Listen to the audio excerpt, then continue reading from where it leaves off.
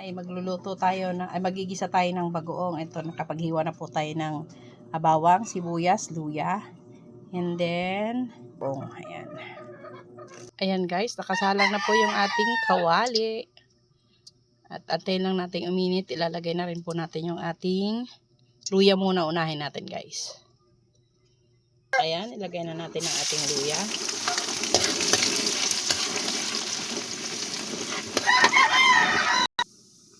Ayan guys, isunod na natin ang ating bawang. And din yung ating sibuyas. Ayan.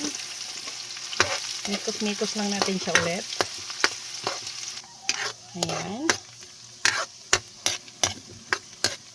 Susunod na po natin ang ating kamatis. Ayan. Mikos-mikos lang din ulit guys. Hanggang sa yung kamatis natin ay naluto ng maayos. Lakas ng apoy. Ayan. Nakikita nyo na.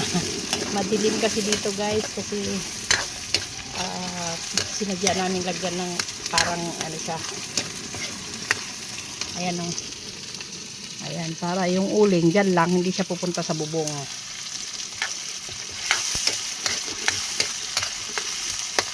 Lang muna natin. Sunod nating ilagay guys yung ating siling green at yung pula. Ayan. Ayan, mamimikos-mikos na natin siya. Ayan.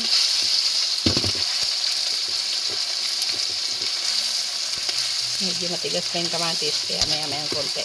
Ilagay na natin ang ating siling green at ang pula. Mikos-mikos ulit. Ilang natin lalapit ng cellphone, masyado mainit.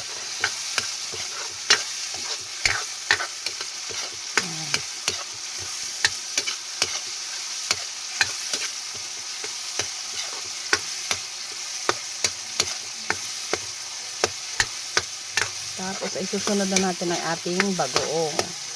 Ayan guys, nailagay na natin ang ating bagoong. Ito naman siyang mikos-mikosin. Ayan, ang ating kawali ay sumasayaw. Hi! Sarap ng tulog ng ating rabbit. Ayan, ayan nga ang mga manok. Ito ba? Ayan. Sala. Ayan. Uminit na rin sa wakas. Maaliwalas.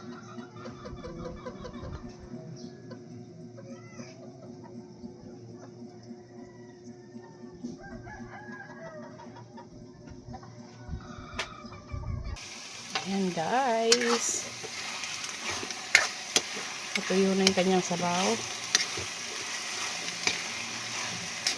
Lagyan natin siya ng konting suka.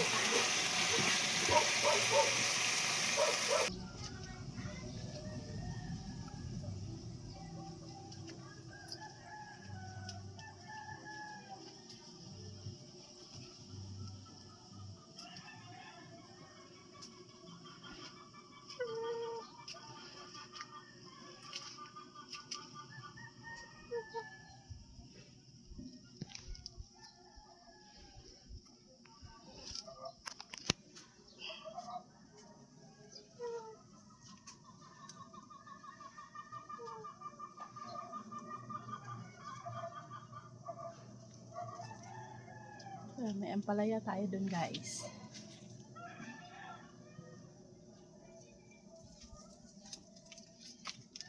Manok. Ang ating alokbati, tanglad, at dragon fruit.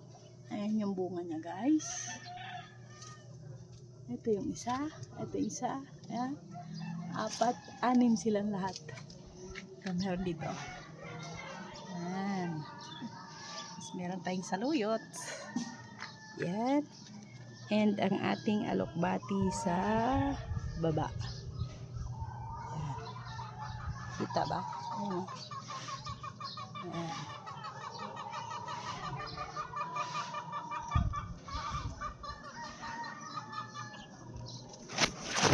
Ayan ating bunga ng dragon fruit. Ito pa. Ayan. Ayan. And ito. Ayun na, nakakatuwa. Ayan, may bulaklak na yung ating orchids. At meron tayo dyang talisayin. Meron din tayo dito ang ubi.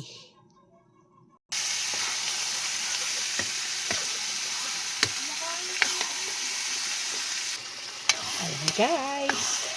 Nagmikos-mikos na tayo.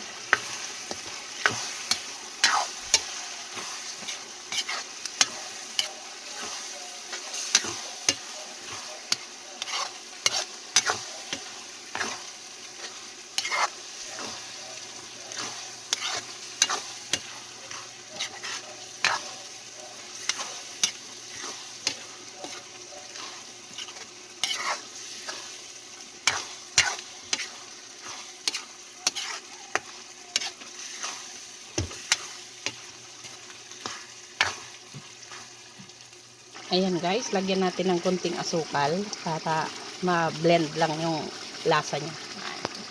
Then, atin siya ulit mikos-mikos. Ayan.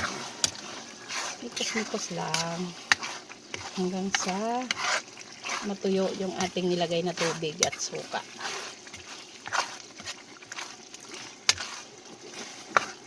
Ayan guys, paluto na siya.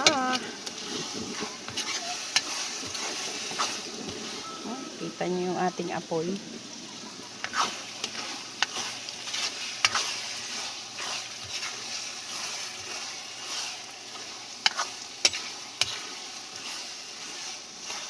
Ayan guys, luto na ang ating bagoong. Ayan. Mangga na lang ang kulang guys. Let's eat, let's eat. Let's eat bagoong. Ang sarap niya guys kasi hindi masyadong maalat yung nabili nating bagoong. Katamtaman lang yung asin. Oh. No? Oh, diba? Yummy, yummy. Bango. Ang bango talaga. Pati yung apo ko nababanguhan. Sarap. Ang sarap ng bagoong. Sakto lang din yung anghang. Hindi siya sobrang anghang guys. At yung kanyang tamis at alat ay nag-blend ng maigi. May konting asim. Ayan. Thank you for watching. Bye-bye.